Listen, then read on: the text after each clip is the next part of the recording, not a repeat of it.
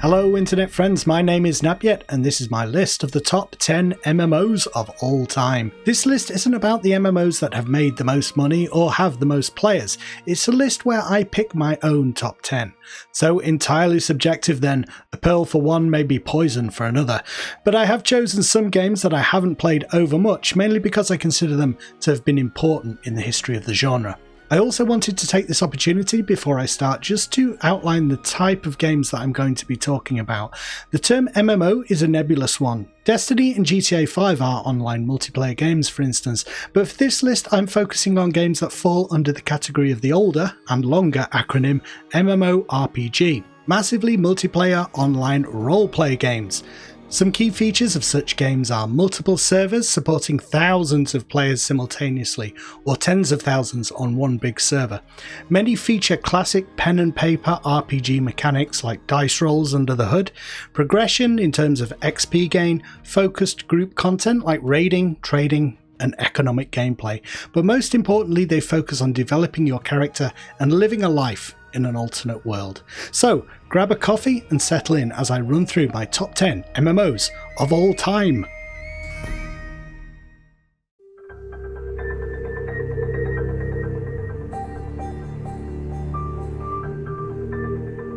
In a genre dominated by sword and sorcery and science fiction, the Secret World offers something very unique. Originally envisioned to take place in the 1920s, a time when people were able to travel, but a lot of the world seemed more mysterious, the decision was made to move it to the modern world so that it would resonate with more players.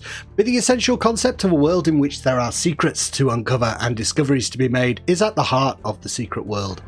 You join one of 3 clandestine societies dedicated to protecting the world from threats in the form of interdimensional powers, vampires, zombies, and other occult forces drawn from myth and folklore. The game's modern day environments range from a New England fishing village to quarantine Tokyo, with factional headquarters located in London, Seoul, and Brooklyn. In a genre filled with WoW clones, the game's detailed recreation of the present day truly sets it apart. Add to that the supernatural elements and you really have a game that is visually distinct. The sense of exploring the supernatural is so palpable because it's contrasted with the all too familiar, the mundane and everyday. Beyond this, another of the game's strengths was its style of combat, where abilities could be fired on the move and there were interesting choices to be made in terms of advancement, with abilities being tied to weapons rather than strictly defined classes.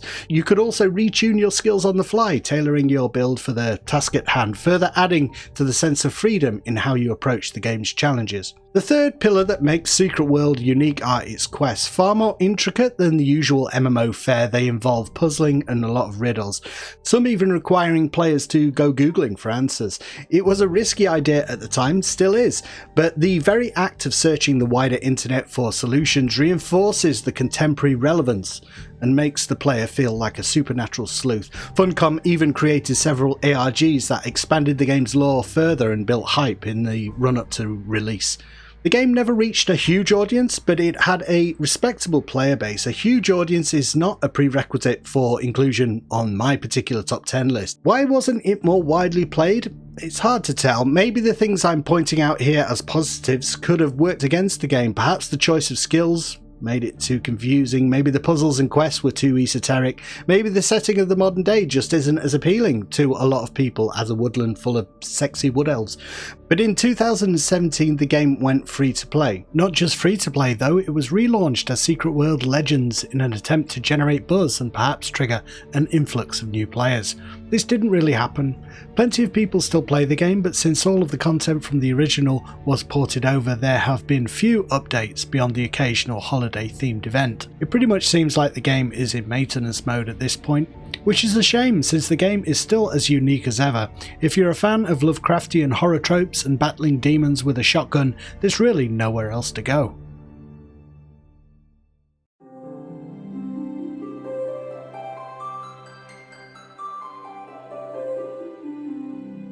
When Final Fantasy XIV version 1.0 released, it was universally panned by critics and spurned by all but a hardcore of players. The UI was unintuitive and difficult to navigate. The game had terrible performance, largely due to the high complexity of objects in the game, which fulfilled the expectation that the game should be beautiful, but caused it to run like an arthritic snail. The combat also was largely broken, with a brutal fatigue system that meant the prerequisite grinding was even more laborious than it needed to be. An abysmal failure, destined to tarnish the reputation of its creator Square Enix forever. Well, quite the opposite in fact. The company took the unprecedented move of relaunching the game. Not only that, they built the previous version's history into the new one. The old Eorzea's moon Dalamud destroying that world, only for it to rise from the ashes in Final Fantasy XIV, A Realm Reborn. The new game was an instant hit, soon becoming the second biggest MMO of all time, and continues to grow in popularity to this day. The reasons for this are many and varied. Its beautiful, lush environments, whimsical characters, versatile job system where players can change their focus and level up any class without rolling an alt, the in-depth story that continues to grow over the course of many expansions, which are always of a high caliber. A Realm Reborn truly is one of the most beautiful, in-depth, and fully realised worlds ever for an MMORPG. The real story of the game's resurrection is as interesting as Eorzea's in-game lore, and if you haven't watched Danny O'Dwyer's Noclip documentary all about that, you really should. I'll put it in the video description. However, as mentioned before, what can be a positive to some can be a detriment to others, and I'm afraid that in the case of Final Fantasy XIV, that's the case for me. I can see objectively how beautiful the game is, how complex the story, and how enjoyable and customizable the combat and characters are, but it's just not for me. The cute anime graphics have never really been my cup of tea. In any particular game, the story leads to a ton of cutscenes and verbose quest dialogue, which I'm never a fan of, and I can enjoy the combat, but when the world and the story isn't rubbing the pleasure centres of your brain, it's hard to get truly invested. So this is a game that is here because I can see the quality, but it's not one of my personal favourites, which is why it's at number 9. A high point of MMORPG gaming, however, there is no denying that.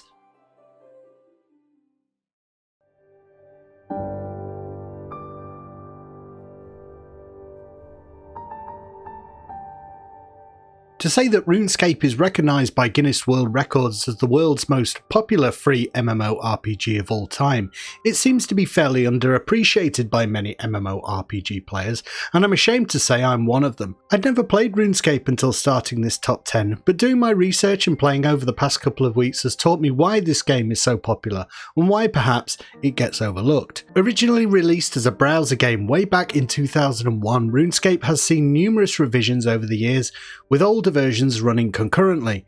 The operating company often polls the community about key decisions and has mounted aggressive campaigns to stamp out gold selling and cheating, sometimes catching innocent players in the crossfire, but the intention is always to make the land of Gielinor a fair and equitable place. It's constantly being updated, leading to another accolade from Guinness as the most updated MMORPG of all time. This engagement with the community and vigilance in terms of clamping down on cheaters is important given the game's popularity and free-to-play model. Free-to-play games are often a magnet for unscrupulous types with no investment in the game world who are just there to gold farm or act out the life of a troll. In fact, the game launched as free-to-play way back in 2001.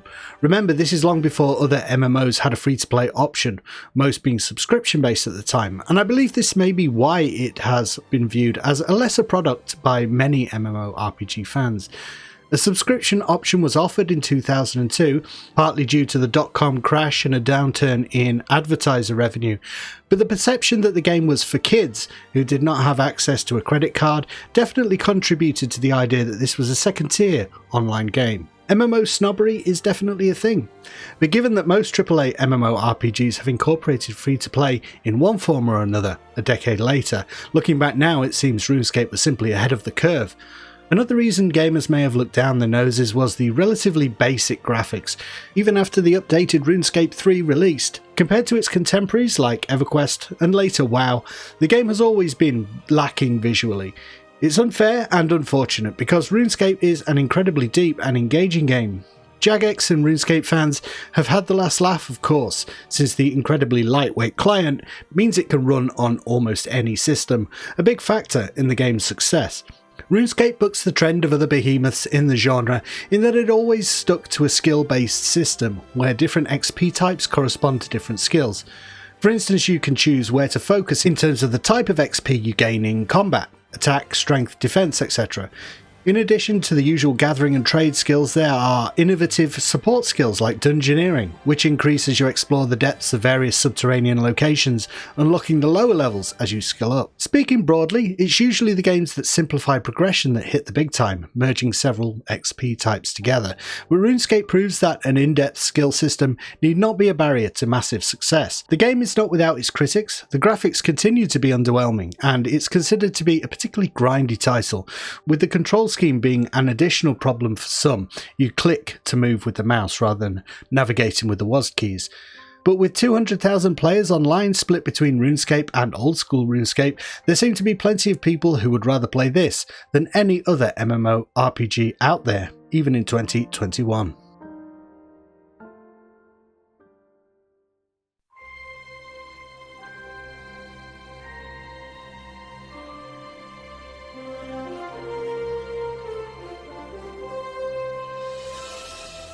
Star Trek Online is one of those MMORPGs that is so much to do with taste and interest in the IP. I can already think of arguments against its inclusion in a list like this.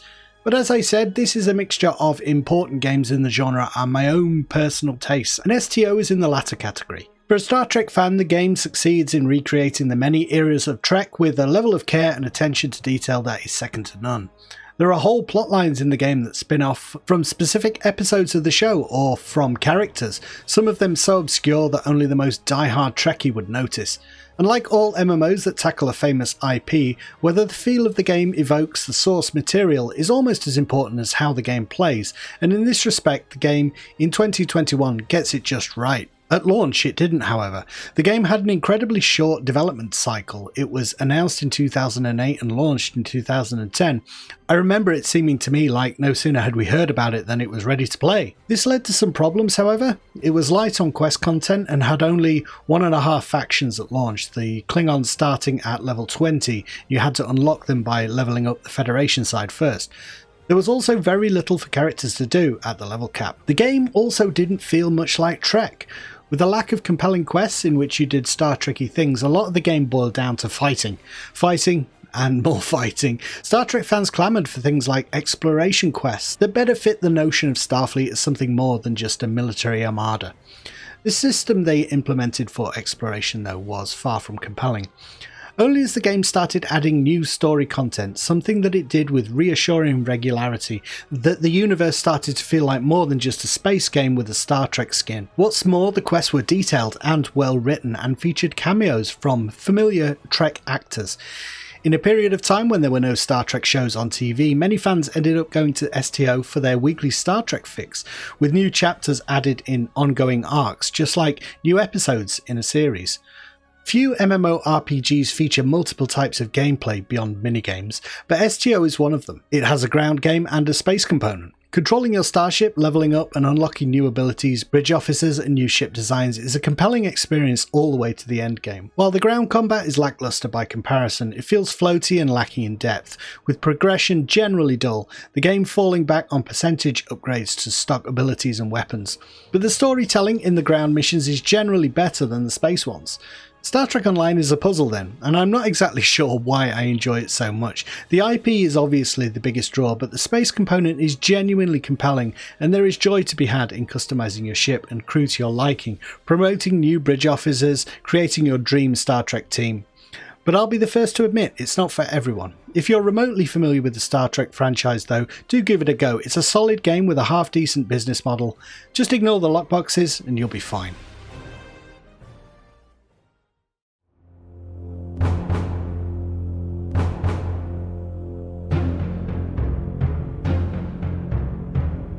There was a time when a number of superhero MMORPGs were vying for the top spot. Only DC Universe Online and Champions Online are still running, and it seems like the interest in making superhero MMOs has tailed off. Puzzling given the rise of the superhero movie genre, who doesn't want to create their own hero fighting crime in a fictional metropolis? To my mind, the game that fulfilled this fantasy most comprehensively is the now shuttered and much missed City of Heroes. Although this was one of the first superhero MMOs on the market, it still has the most options in terms of character appearance and powers for the player to choose from. It's not a stretch to say that if you could think of a superhero, City of Heroes would allow you to reproduce it in-game.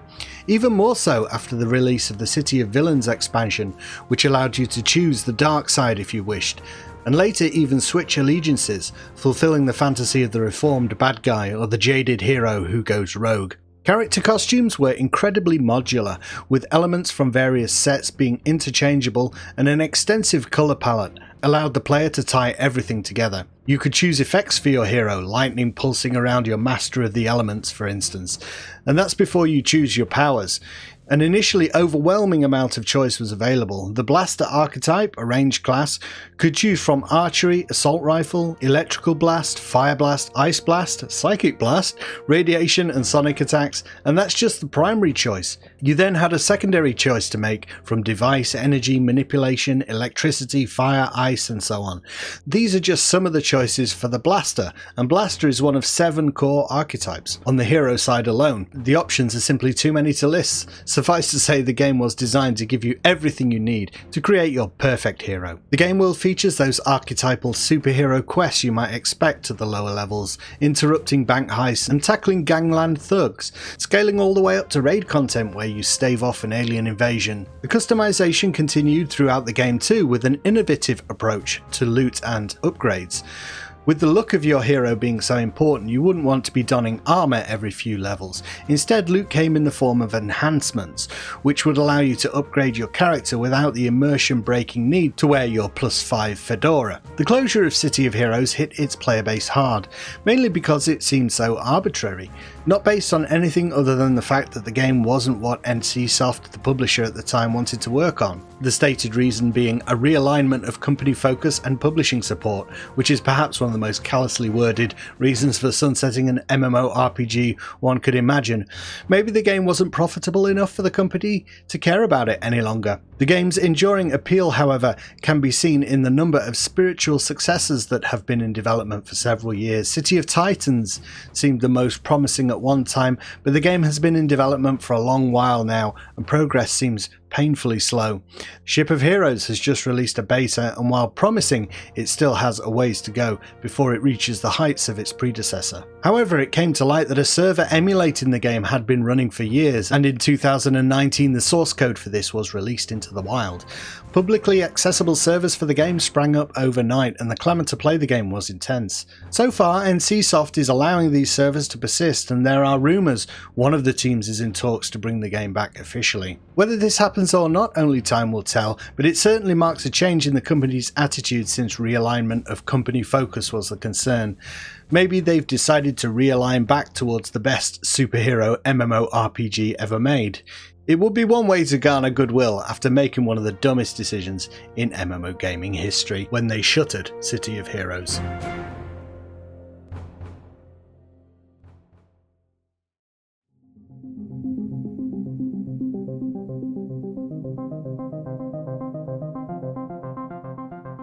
All MMORPGs have folklore and tales of legendary events. The Falador massacre in RuneScape, for instance, where a player exploited a bug in order to murder innocent bystanders, but no one game has generated more tales of player intrigue and duplicity, epic clan wars and corporate espionage than EVE Online. More than once the game has been said to be as interesting to read about as it is to play. Boasting a consistent player base of over 500,000 players, EVE has continued to steadily grow in popularity ever since its release in 2003. The reasons for this are many and varied. Firstly, the game is incredibly unique. Its competitors are few. In many ways, it's more akin to a sprawling single-player space sim like the X4 series or Sins of a Solar Empire than your average MMO. There is combat and exploration, but mining, trading, and economic warfare are just as likely to be the focus for the average player. PvP is a big part of EVE, and the risk of attack is ever present. The game's 5,000 plus star systems are divided into high security, low security, and zero space or nullsec zones, where attacks by other players are to be expected. But even in the high security zones, players need to be on their guard, since retribution from the game's NPC security forces is reactive rather than preventative. Players are incentivized to take risks due to the fact that the game's most lucrative resources are located in zero space. In some games, PvP is viewed as a side activity or an opt-in, opt-out system. Not so in EVE. Even if you're determined never to shoot another human being, you can be sure others won't take your pacifism into account as they blow you out of the stars. The game's control scheme is flexible, with players able to take direct control of their ships, but most players opt to use auto-navigation features such as orbit and align to get around, with weapons being similarly automated, with effectiveness determined by range, weapon tracking and other variables, with random dice rolls playing a part. One of the game's most unique features is its skill system, with abilities being trained passively whether a player is on or offline. This means that it takes a set amount of time to progress, regardless of how much you grind, but it also means your character is always skilling up, whether you're in-game or not. EVE has a reputation for being hardcore because many of the activities seen as griefing in other games are fundamentally a part of the game's design. Players are incentivized to kill, steal and manipulate others for their own gain. This open, no-holds-barred approach is not for the faint of heart, but it's also one of the reasons so many colourful stories emerge from the game, such as the legendary bloodbath of BR5RB, where a lapse in rent payments led to a star system suddenly being open for conquest by two opposing corporations, who called in vast numbers of reinforcements and over 75 titans, the largest and most powerful ships in the game. These were all scrapped. Or the Guiding Hand Social Club assassination, where members of the Guiding Hand spent months infiltrating a rival corporation's hierarchy until they were ready to pull off an elaborate heist, making off with over 30 million ISK worth of ships and items, ISK being the in-game currency. They also killed the corporation's leader, waiting until they were cut off from help, then destroying their ship and escape pod. It really is the stuff of Shakespearean tragedy. EVE is an odd beast. Day-to-day gameplay can often be mundane. I've heard it referred to as a space spreadsheet simulator, but its intricate economy, complex universe, and most importantly player freedom make it a completely unique experience. It takes a lot of time to really get a foothold in game, but once you do, you will be hooked, and even those who don't play often, like me, love reading all the intrigue and stories.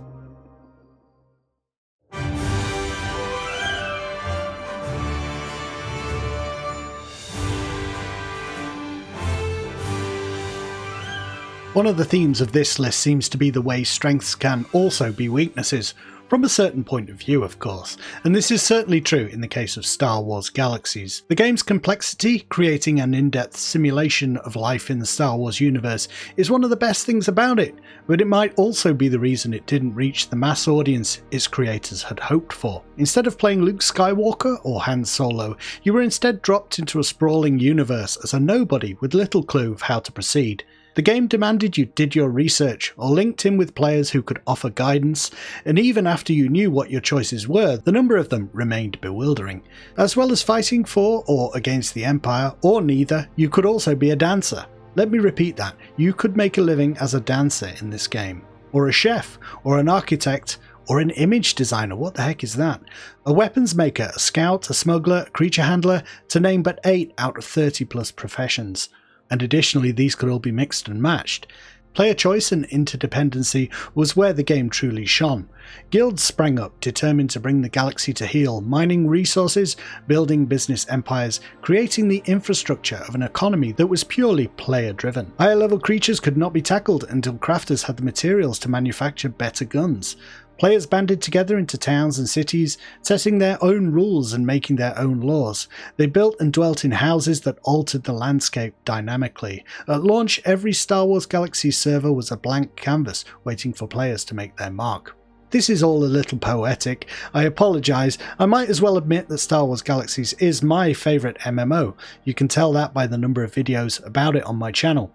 But let's face some hard truths. Despite the game's ambitious vision to create a Star Wars sandbox, it launched in an incredibly buggy state, and the lack of directed content, i.e. quests with a distinctly action-packed Star Wars feel, was a bugbear for its publisher SOE and licensor LucasArts from the start. The game never really settled into a groove, and upon the release of World of Warcraft, which demonstrated the kind of success that was possible in the MMO space, Star Wars Galaxies developers found themselves under immense pressure to attract more players. leading to the infamous NGE, New Game Experience. The poster child for bad decisions in operating a live service, the NGE ripped out a lot of what made Star Wars Galaxies unique and replaced it with a new combat system and streamlined progression, cutting 30 professions down to 9. The result was a game that was faster and easier to understand, but it lacked the scope and heart of the original. Such sweeping and rushed changes alienated the existing player base and didn't even attract new ones, since they could never hope to compete with the most polished MMO ever, World of Warcraft, that had been 5 years in the making. The team backpedaled quickly, reversing many of the changes and adding complexity back in, but the damage was done. The game's reputation was forever tarnished. Still, Star Wars Galaxies offered much that was great: a complex player-driven economy, versatile social tools, vast planets, an optional space component which was a truly immersive simulator on top of the immersive ground one, complex interdependencies between players. No MMORPG before or since has offered quite so much, whatever kind of player you might be. Buggy, hard to get into, even harder to master, bewildering in its freedoms but breathtaking because of them, Star Wars Galaxies was a brilliant, beautiful mess of a game. I ought to mention Star Wars Galaxies is another game that is being emulated these days. If you're interested in playing it, the server I would recommend is Legends, which has the most numerous and active players and a very professional development team.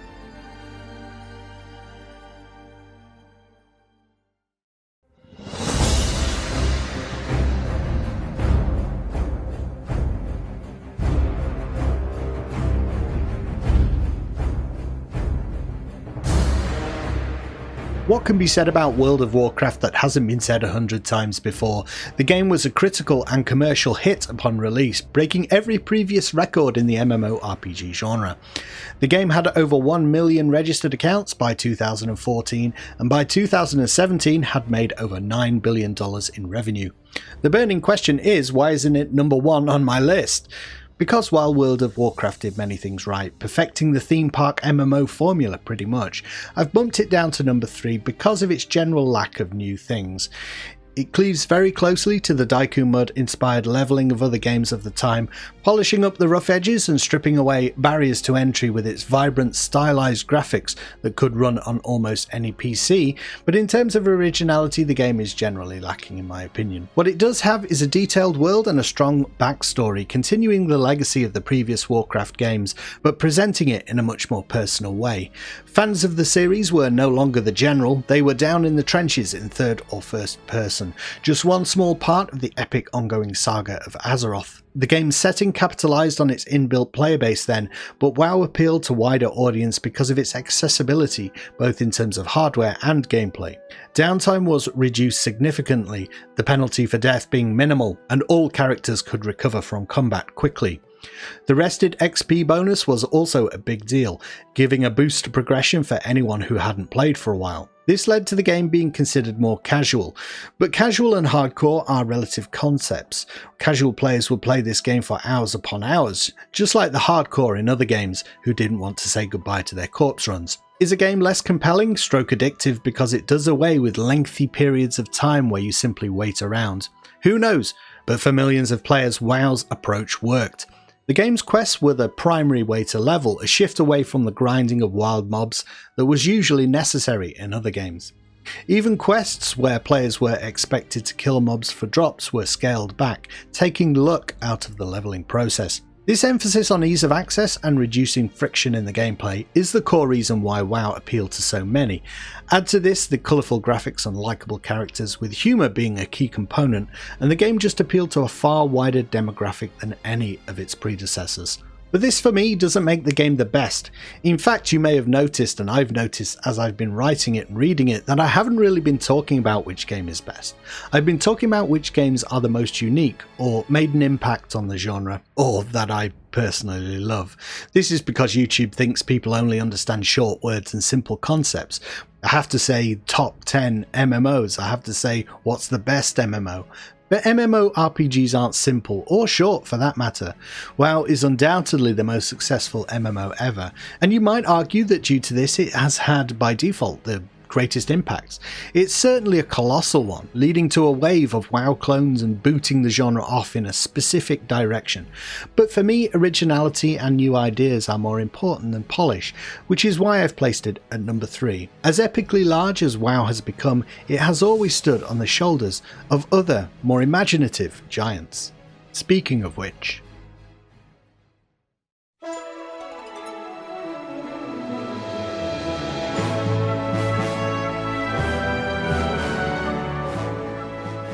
when Everquest released in 1999, it wasn't the first MMORPG to feature a 3D world, but it was the first to really make an impact. At launch, the game wowed devotees of online RPGs with its detailed graphics and sprawling environments. These were players who'd grown up with the early internet, where text-based adventures and very basic graphical MUDs were the order of the day. In fact, early 3D games like EQ and Meridian 59 were often referred to as graphical MUDs before the acronym MMORPG became part of the lexicon. Everquest really was the World of Warcraft of its day. At a time when only a subset of users had PCs capable of running a 3D game, and most people paid for their internet connections by the hour, the game was nevertheless a runaway success. Players were in the tens of thousands, not the wave of millions WoW would later crest, but for the time these numbers were massive. EQ was so popular in fact that it crashed the servers of its internet provider, requiring them to lay more cables in order to meet demand. The initial game design came from Brad McQuaid and Steve Clover. They were in their mid-20s and working on a sequel to their shareware title War Wizard, when they received a call from John Smedley of Sony Interactive Studios of America. He'd come across their work after they posted an intro to War Wizard 2 online with a message asking anyone interested in developing the game further to get in touch. Although Smedley didn't want to develop War Wizard 2, he felt McQuaid and Clover were just the visionary designers he needed to work on a new and exciting project in the nascent online gaming space. Tasked with creating a truly next-level product, McQuaid and Clover saw the opportunity to create a truly immersive 3D MUD, and began work on the game's Bible, christening the game's setting Norath and coming up with the name Everquest. The infrastructure required to run such a massive, sprawling game meant that it would require a monthly sub, which was seen as a problem by many industry veterans. This led to the team for Everquest largely being made up of designers, artists and programmers who were relatively new to the industry. A blessing in disguise, since the fact that few people believed in or understood the project meant the team was able to follow its own path, with John Smedley fighting for the game's continued development against a tide of skepticism. The game's bright and colourful world was a reaction to the drab environment seen in many RPGs, and no doubt contributed to the appeal of the game. Its lore, fleshed out by lead designer Bill Trost from McQuaid and Clover's initial 20-page Bible, gave the land of Norath a deep and immersive history. Anticipation for the game grew after a showing at GDC in 1998, and upon launch the game sold 10,000 copies in its first day alone. 6 months later, 225,000 copies had been sold, beating its closest competitor by a healthy margin. Why was Everquest so successful? Perhaps it was simply fortunate timing. Maybe the world was waiting for a fully realised 3D MMORPG, and Everquest was just the first out of the gate.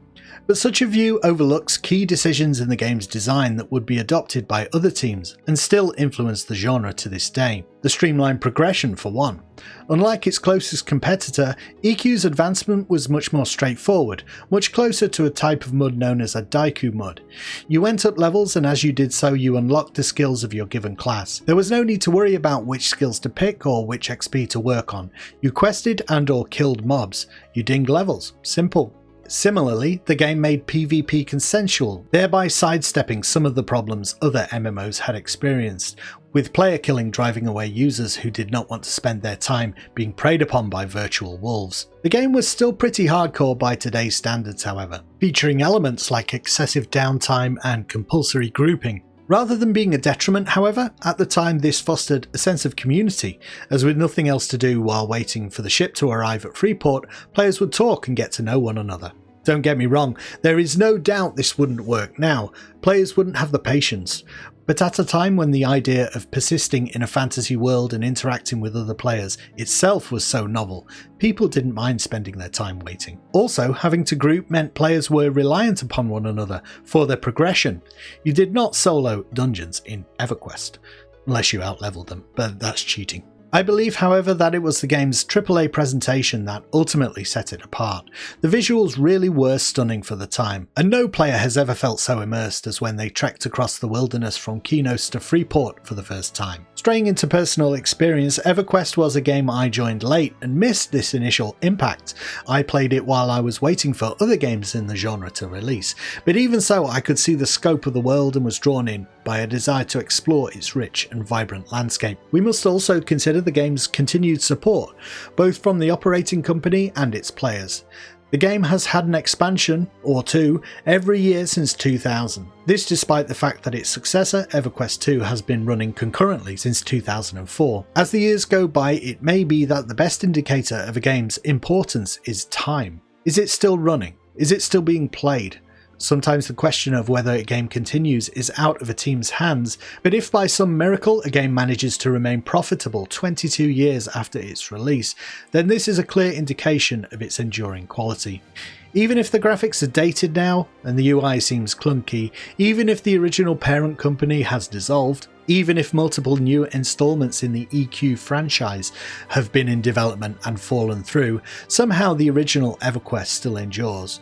The player base has shrunk, but those who do still play are as devoted as ever, and at this point it seems like the game's title, a riff on the very notion of the never-ending adventure, may ultimately turn out to be true.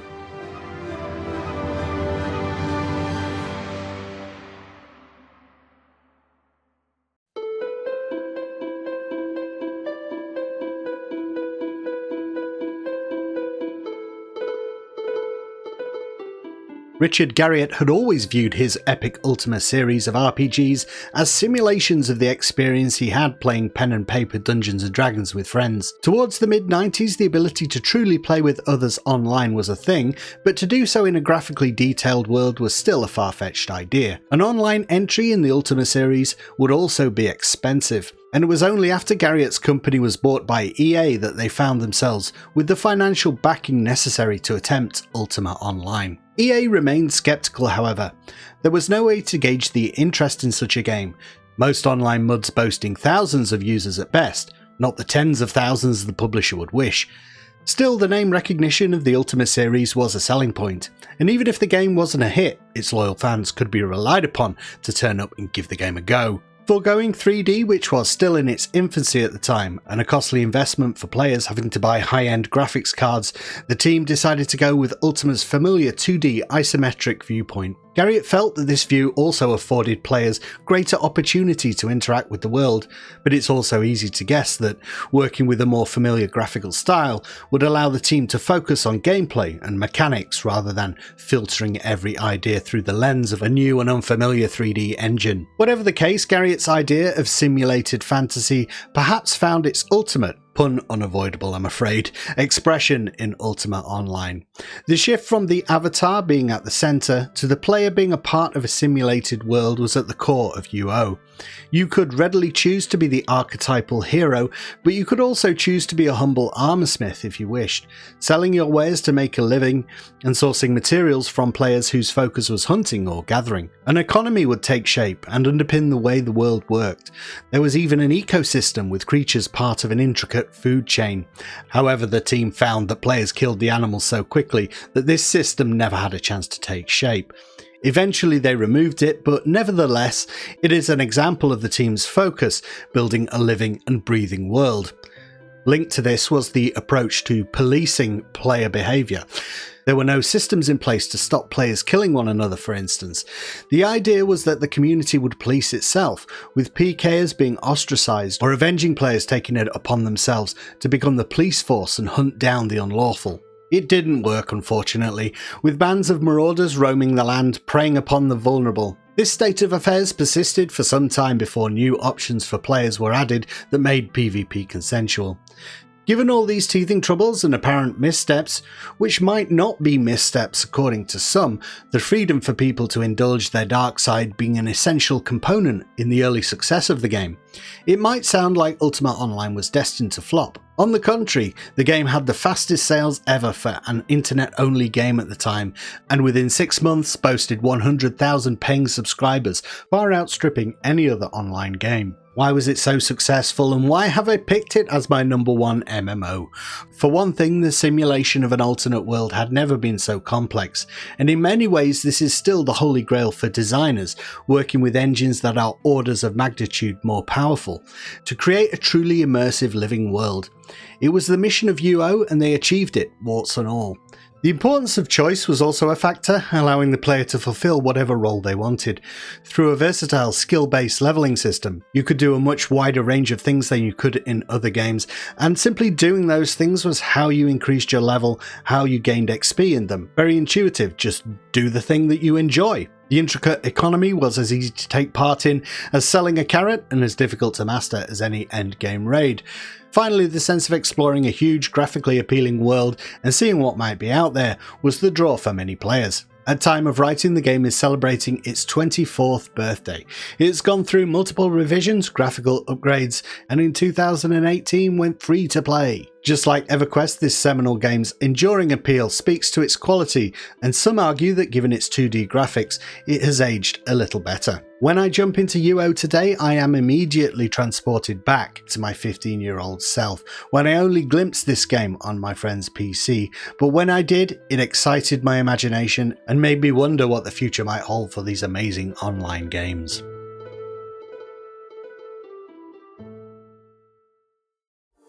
So that's it, that's my top 10. I'm looking forward to hearing your top 10s in the comments. I was sad not to include certain games like Guild Wars 2 and 1 in fact, Dark Age of Camelot, Shadowbane, all these sorts of games, but in the end I felt like, well, I've already got 2 fantasy MMORPGs on there, and we could include all of those, like the big top 5. Guild Wars 2 is in the top grossing MMORPGs. We've already got some examples of that. I was really sad not to add Meridian 59 in there. I had to make a decision about whether I consider that more of a graphical mud or an MMORPG. People still debate to this day where the cutoff point is between those early muds and MMOs. I chose for this video to consider that to be more of a graphical mud, but I could be wrong. Let me know about that as well. I was going to do this weird thing right at the end where I said my #1 MMORPG is the internet in an attempt to be, I don't know, clever.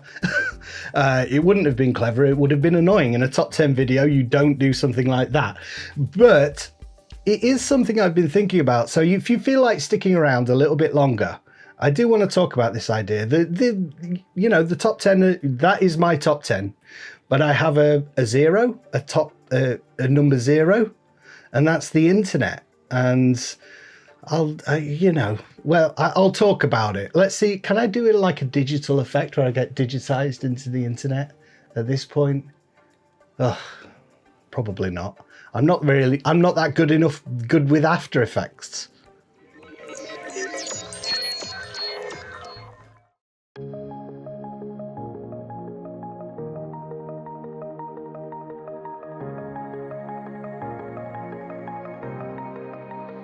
Marshall McLuhan said that one day we would all live in a global village, an electronic community, interconnected by communications networks that would shrink the Earth.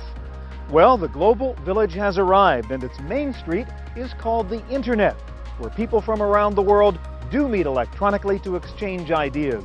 Today we'll surf the net, we'll explore the Internet on this edition of the Computer Chronicles. When I first heard about online role-playing games, I was in my teens. I was fascinated by the idea of these games that might reproduce that sense of living in an alternate world that I got from books like William Gibson's Neuromancer and later The Matrix.